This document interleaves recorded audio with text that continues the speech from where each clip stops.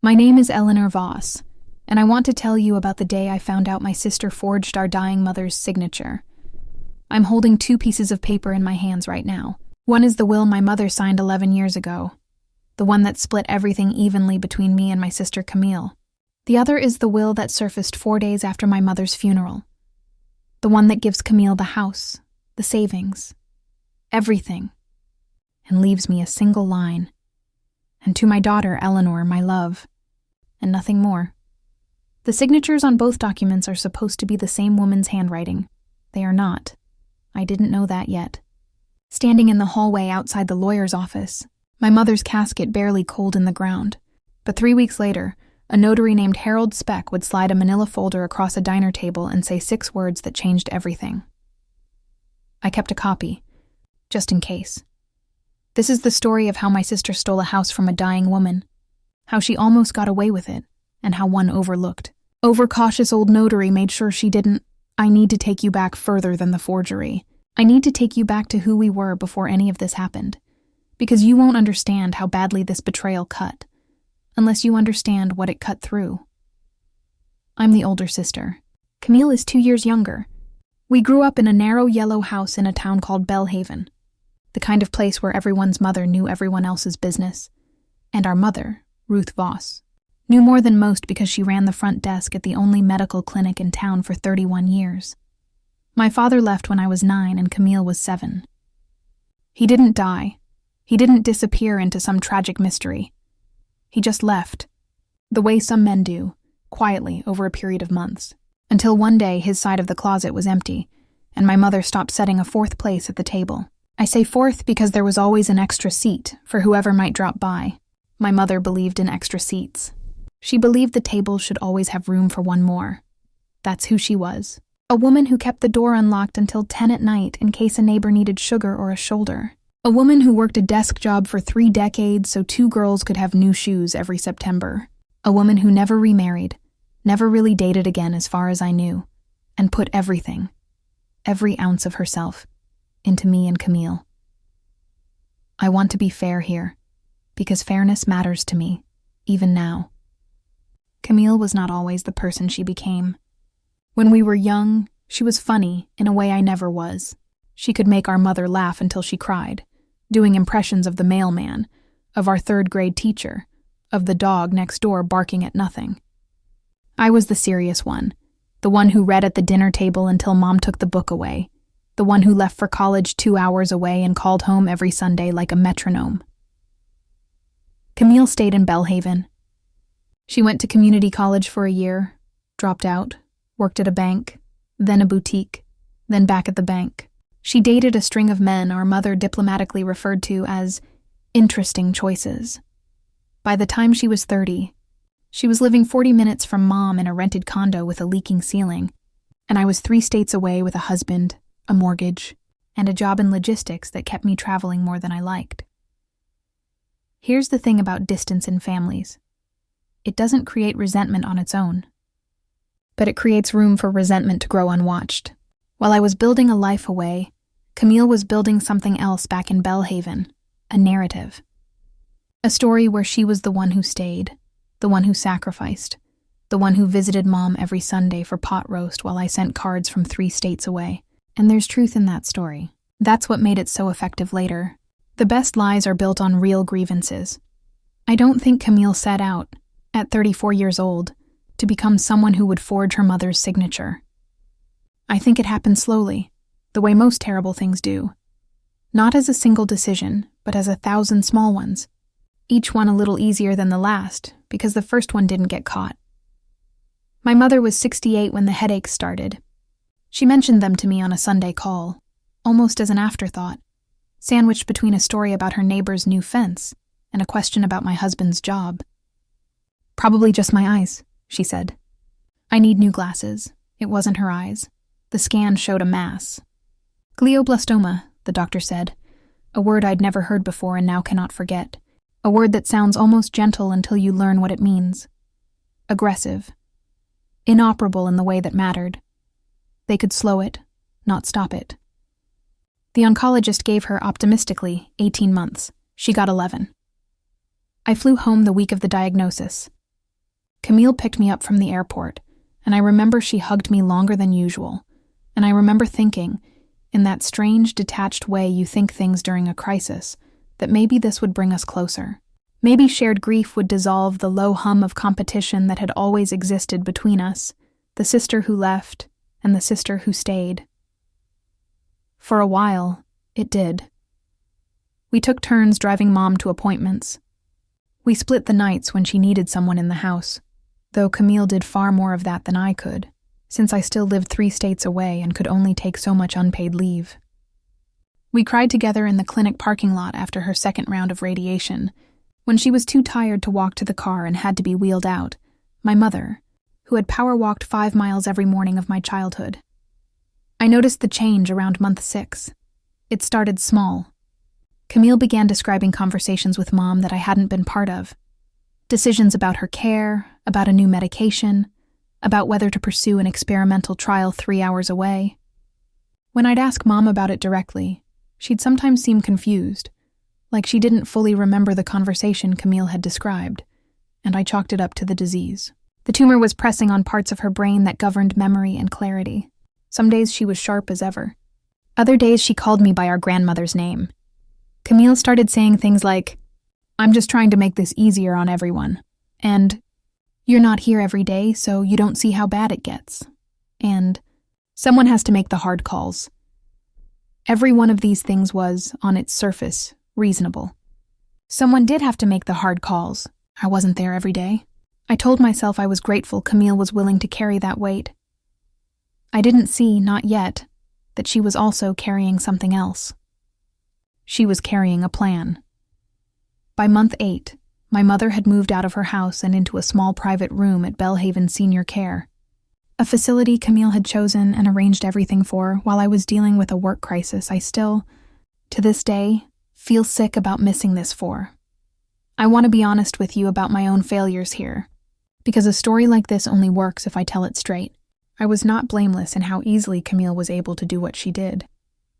I trusted her. I deferred to her. When she said she'd handle the paperwork for the facility transfer, I said thank you.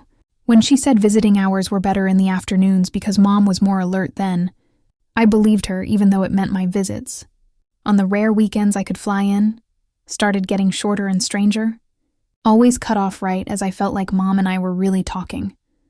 Looking back, I can see the pattern laid out like a blueprint. Camille began screening Mom's calls, telling relatives Mom was too tired for visitors on days when, it turned out later, Mom had specifically asked to see them. She befriended 2 of the nurses on staff, brought them coffee, brought them little gifts, made herself the family's primary point of contact so thoroughly that the facility's records eventually listed her, not me, as the primary decision-maker of record, something I never remember agreeing to and never signed off on. There was one nurse, a woman named Priscilla Anders, who I'd later come to think of as the person who first made me doubt the version of events Camille had built. I'd stopped by unannounced on a Tuesday. I'd taken a red-eye without telling Camille, because something in her voice on our last call had felt off, too smooth, too rehearsed. And Priscilla caught me in the hallway before I reached Mom's room. She had a rough morning, Priscilla told me, glancing back down the hall like she was checking who might overhear. Your sister was in with the notary again. Your mom seemed, I don't know, not herself. I remember the word notary landing wrong in my ear, like a stone dropped into still water. What notary? I asked. Priscilla's face did something complicated. Caution. Maybe guilt for having said too much already. You should ask your sister, she said, and walked away before I could push further. I did ask Camille. That night, over a stiff diner coffee in the facility's visitor lounge, I asked her directly, "What notary? What paperwork?" Camille didn't even blink. Mom wanted to update some things, she said. Power of attorney stuff in case things get worse. It's just being responsible, Ellie. Someone has to think about these things. It sounded reasonable. It always sounded reasonable. That was Camille's real gift. Not the forgery itself, but the ability to make every single step toward it sound like basic responsibility. I let it go. God help me. I let it go. Because I was exhausted. Because I was grieving in advance. Because some part of me didn't want to believe my own sister was capable of what some part of me had already started to suspect. I didn't witness the moment it happened. I've had to piece it together since, from Priscilla's account, from the notary's later testimony, from the timeline of documents. But I've replayed it in my head so many times it feels like a memory of my own. It was a Thursday in March, 10 weeks before my mother died. Camille arrived at the facility at 9 in the morning, earlier than her usual visits, with a folder under her arm and a man named Harold Speck trailing behind her.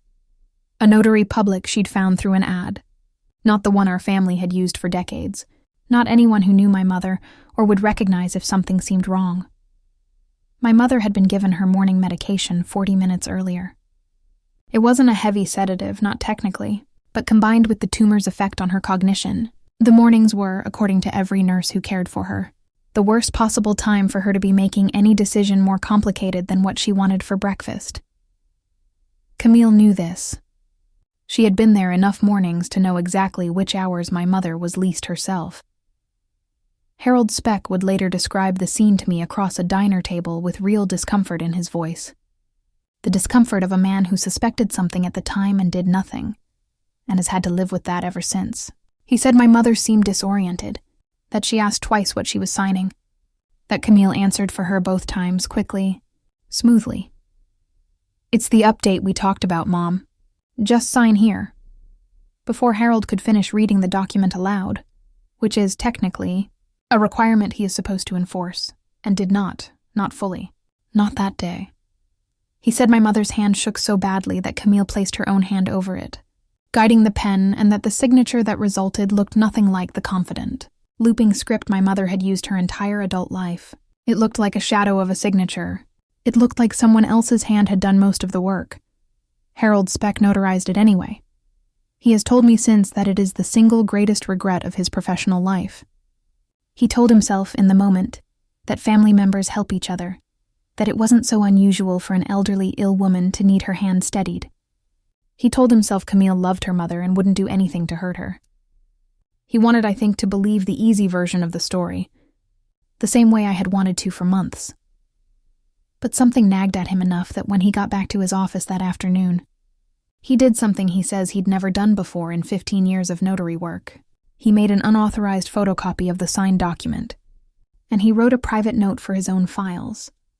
A note describing what he'd observed: my mother's confusion, the shaking hand, Camille's guidance on the pen, and he tucked both into a folder in a locked drawer in his home office, not his professional files.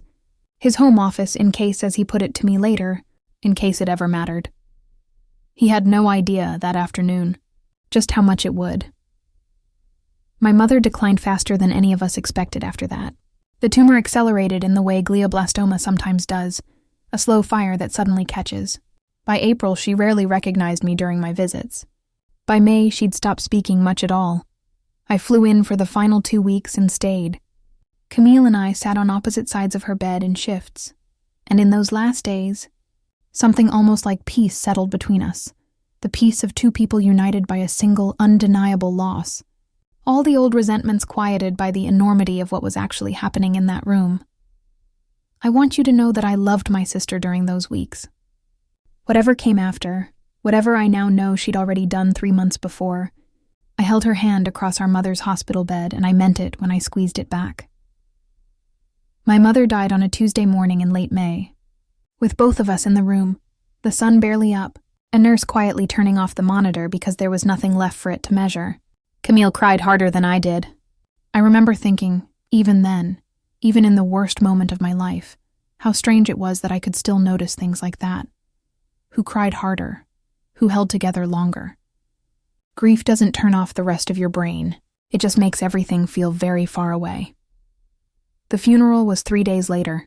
Half of Belhaven came, because that's the kind of town it was, and the kind of woman my mother had been. 31 years at that front desk means 31 years of remembering people's names, their kids' names, the small kindnesses that add up into a whole town showing up in black at your funeral. Camille gave the eulogy. She was better at public speaking than I've ever been, and she gave, I'll admit, a beautiful one. Funny in the right places, devastating in the right places, a portrait of our mother that made the whole church laugh and then weep within the same 2 minutes. I sat in the front pew and cried through the entire thing and thought, this is my sister. This is who she really is.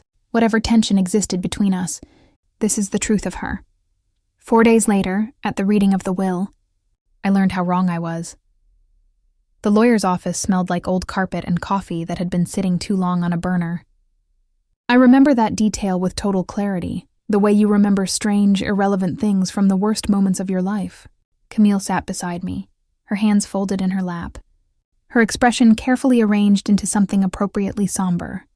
Our family lawyer, a kind, tired man named Gerald Okafor, who had handled my mother's affairs for over a decade, cleared his throat and told us there had been an update to the will, a new document, dated 10 weeks before her death, superseding the one he had drafted for her 11 years earlier.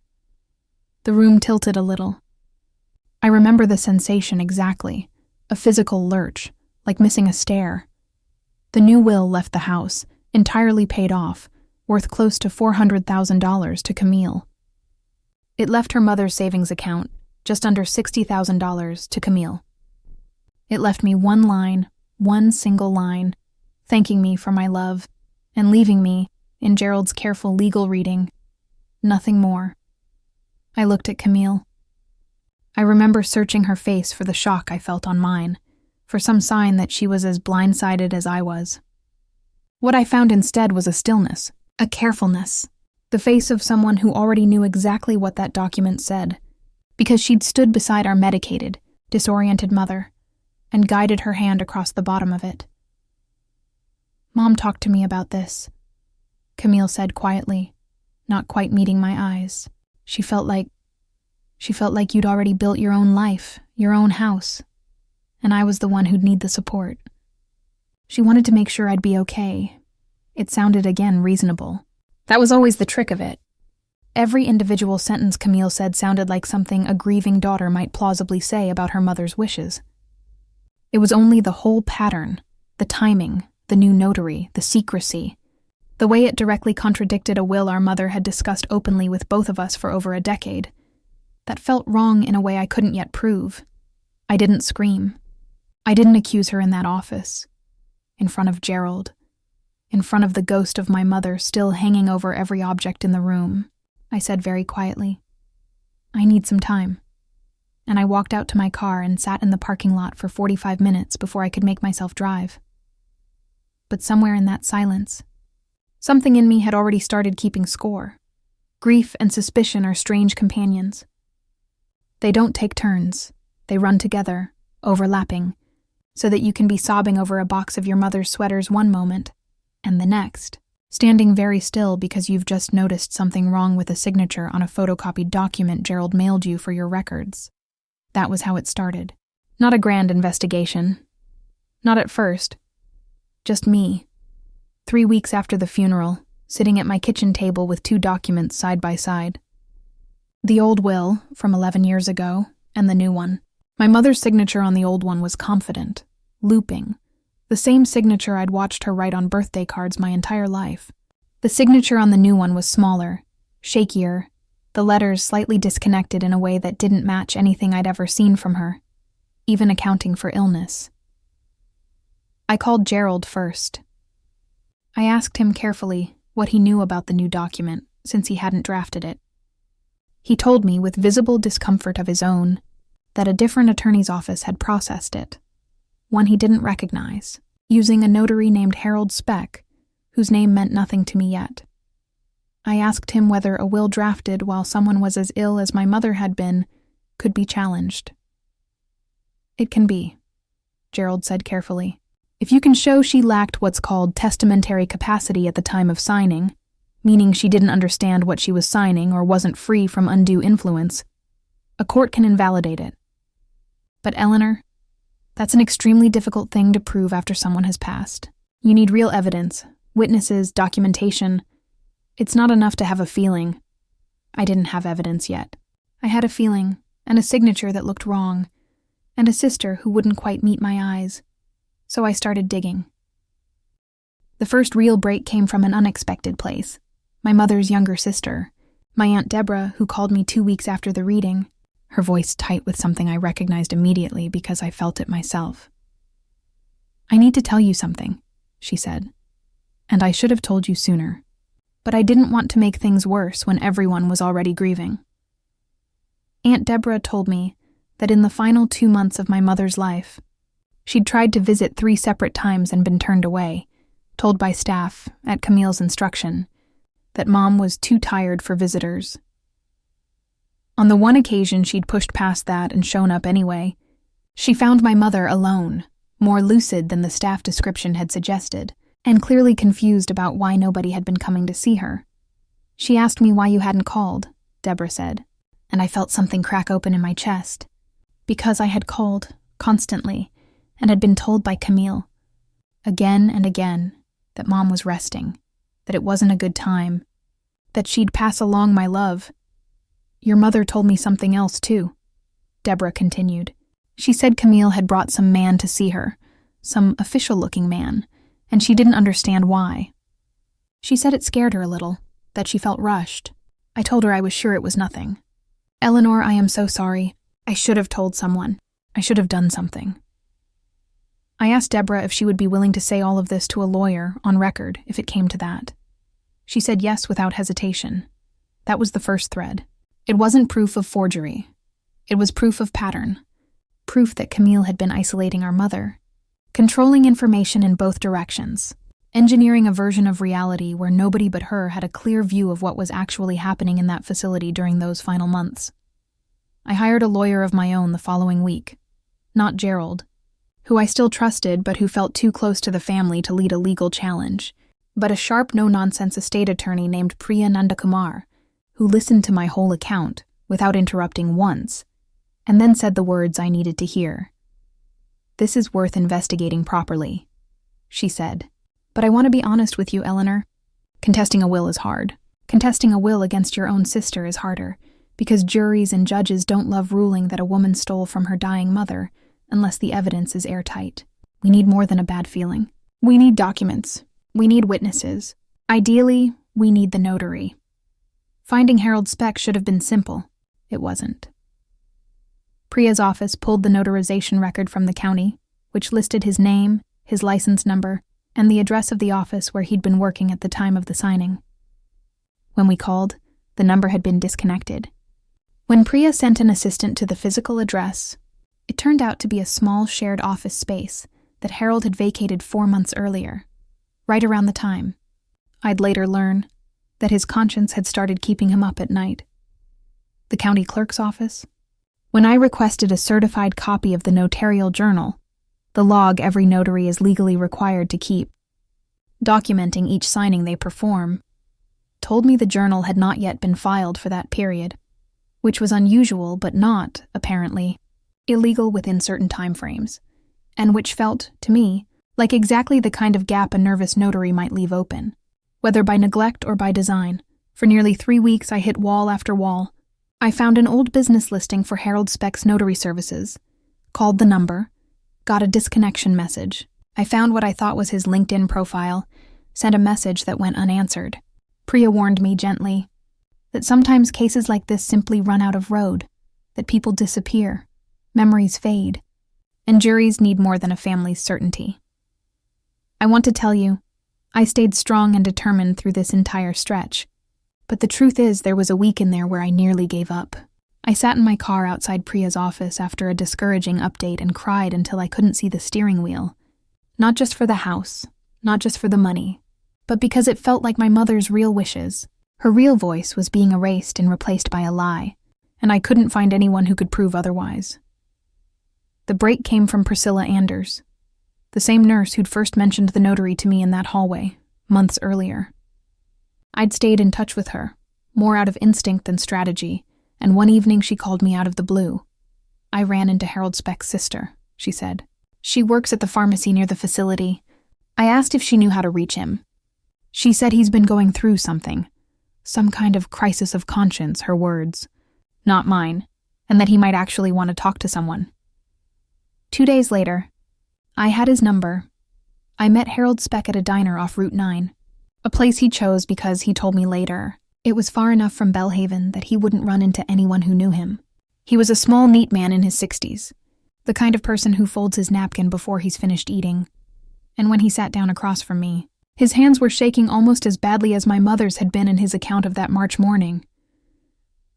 "I've wanted to call you for months," he said, before I'd even finished sitting down. I didn't know how. I didn't know if it was my place. I told him it was absolutely his place, and I asked him to tell me everything. What followed was nearly an hour of him describing, in careful, guilty detail, the morning of the signing, my mother's confusion, the shaking hand, Camille answering for her, guiding the pen, the way he'd read the document too quickly because Camille kept gently rushing him, telling him her mother tired easily and they needed to keep it brief. "I should have stopped," he said. "I should have insisted on reading the whole thing to her properly, waited until she was clearer, asked to speak with her alone for even 5 minutes. I've replayed it so many times. I told myself families help each other. I told myself I was imagining things. But I wasn't imagining things, was I?" "No," I said. "You weren't." Then he told me about the folder. The photocopy he'd made against protocol, the private notes he'd written that same afternoon, everything locked in a drawer in his home office for 3 months because he hadn't known what else to do with the guilt, and hadn't been brave enough to come forward on his own. "I kept it," he said, sliding the folder across the table, "just in case. I don't know why I knew it might matter someday. I just knew I couldn't destroy it and pretend that day didn't happen." Inside was the photocopy of the signed document, the shaky, disconnected signature laid bare, and 2 handwritten pages describing exactly what he'd witnessed, dated the same day as the signing, which gave the notes real evidentiary weight. It wasn't a memory reconstructed months later for a lawsuit. It was a contemporaneous record, written by a licensed professional, describing undue influence and diminished capacity in real time. I sat in that diner and cried for the 2nd time that month. But this time it wasn't grief. It was something closer to relief, the specific, complicated relief of finally having proof that what I'd felt in my bones for months was real. "Will you testify to this?" I asked him. "In an affidavit or in court if it comes to that?" Harold Speck nodded slowly. "I have to," he said. "I've spent 3 months feeling like a coward. This is the only way I know how to stop. Camille found out I'd hired a lawyer within a week. Small towns talk. And Priya's investigation had required contacting the county clerk. The facility, and eventually, once we had Harold's affidavit in hand, Camille's own attorney with a formal notice of intent to contest the will. She called me that same evening, and the version of Camille on the phone was not the composed woman from the will reading. Her voice was sharp, fast, defensive in a way that told me she already sensed the ground shifting beneath her. "You're going to drag Mom's name through court," she said. "You're going to make this ugly, make everyone in Belhaven talk about us for money." "Is that really who you are, Ellie?" I told her this wasn't about money, and I meant it more than I expected to. It was about the truth of what actually happened to our mother in her final, most vulnerable months, and about a signature that didn't match, and about a notary who'd been carrying guilt in a locked drawer for 3 months because what he witnessed haunted him. Camille shifted tactics. She called 2 days later, softer this time, almost pleading. She reminded me of the pot roast Sundays, of every hour she'd spent at that facility that I hadn't, of the years she'd sacrificed staying close to home while I built a life elsewhere. "I earned this," she said. "You don't know what it was like being the one who stayed." There was real pain in her voice, and I don't discount that entirely even now. I think Camille genuinely believed, or had talked herself into believing, that years of unpaid emotional labor entitled her to more than an equal share. That belief doesn't excuse forgery, but it explains, at least partially, how a person gets from resentment to a notary's office with a barely conscious woman's hand under hers.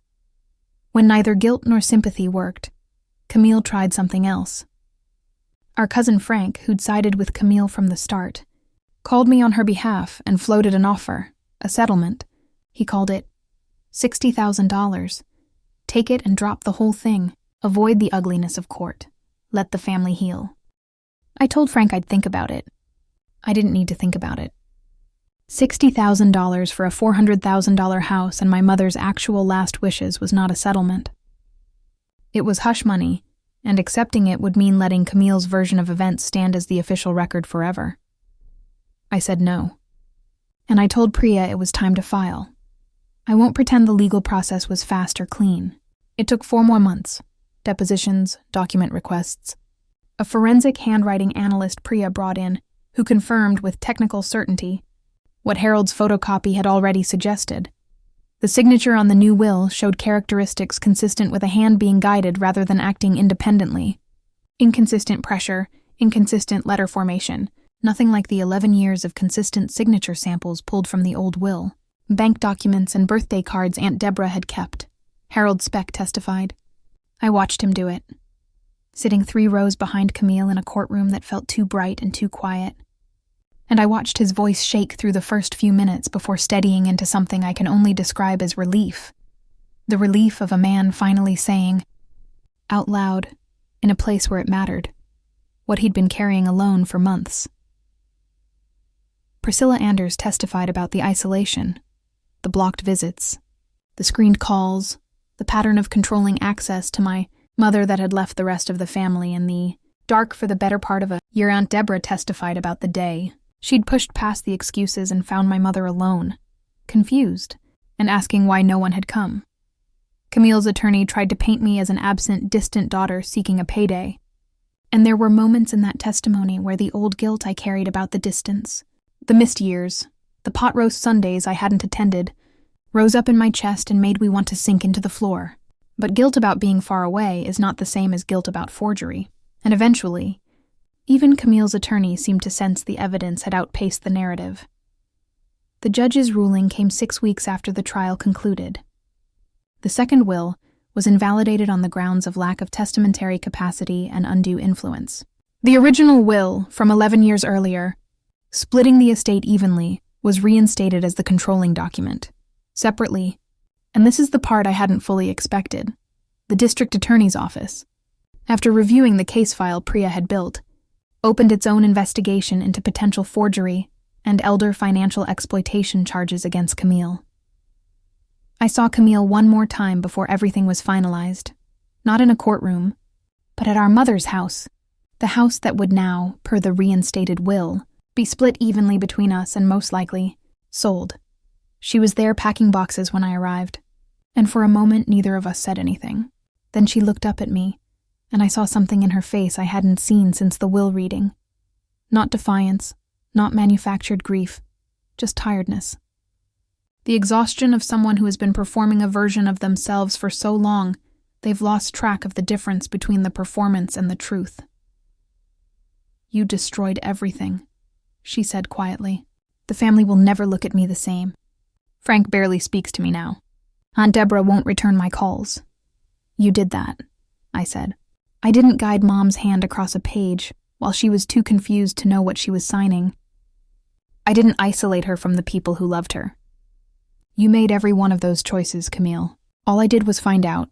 She didn't have an answer for that. She just stood there, in the middle of boxes filled with our mother's life. And for the first time in over a year, she didn't try to explain it away. I was scared, she finally said. I was scared of ending up with nothing. After everything I gave up staying here. I told myself Mom would have wanted me to have more. I told myself it was fair. Maybe part of you even believed that, I said, and I meant it. Because I think that's often how people get from ordinary resentment to genuine harm. Not through cartoonish villainy, but through a slow, patient process of telling themselves a story until the story starts to feel like the truth. But it wasn't fair, I continued. And it wasn't yours to decide alone, in a room with a stranger and a woman who didn't understand what she was signing. I didn't scream at her. I didn't need to, not anymore. The judge had already said what needed to be said, in the only language that mattered legally, and Harold Speck's shaking testimony had already said what needed to be said morally. All that was left for me to say was true and quiet and final. Camille eventually pleaded to a reduced charge related to the forgery, not the harshest possible outcome, but enough that it will follow her, a matter of public record now. Should anyone in Belhaven ever wonder what happened to Ruth Voss's younger daughter after the funeral everyone still talks about? The house sold 4 months later, split evenly, as our mother had actually intended 11 years earlier, before any of this began. I used my half to pay off my own mortgage and put the rest into a fund in my mother's name at the Belhaven Clinic, where she'd worked for 31 years. Small scholarships for the children of clinic staff. The kind of quiet, ongoing kindness I think she would have chosen for herself. If anyone had asked her, Camille and I are not close anymore. We are not enemies exactly. We exchange a card at the holidays, brief and careful, two people who used to share a childhood and now mostly share a legal history. Frank speaks to her sometimes. Aunt Deborah does not. I think about Harold Speck often. I sent him a letter after everything was finalized, thanking him, and he wrote back a short, humble reply that said, in part, "I didn't do anything heroic. I just finally did what I should have done in that room in the first place." I think he's wrong about that. I think there's a particular kind of courage in admitting, publicly, that you failed someone, and then doing everything you can to make it right. Not everyone finds that courage. He did eventually, and it changed everything. I still have both documents. The original photocopy of my mother's shaking guided signature, and the folder Harold Speck slid across a diner table with 6 quiet words. I kept a copy, just in case. Sometimes I take them out, not out of anger anymore, but as a kind of proof to myself that the truth, even when it's buried under a year of lies and isolation and grief, doesn't stay buried forever. Somewhere, there is almost always someone who kept a copy. Someone who couldn't quite live with looking away. The signature never matched. Neither did her story. And in the end, that was the only proof I ever needed.